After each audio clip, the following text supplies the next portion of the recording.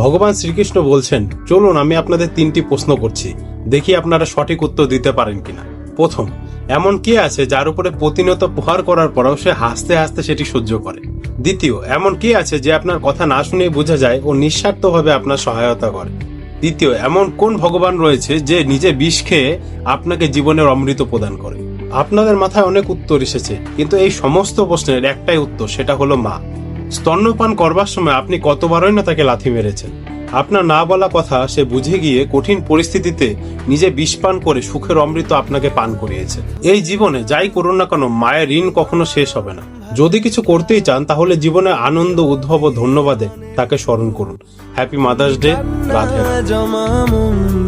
আমি তোমার ছায়ায় ছায়ায় থাকি মা,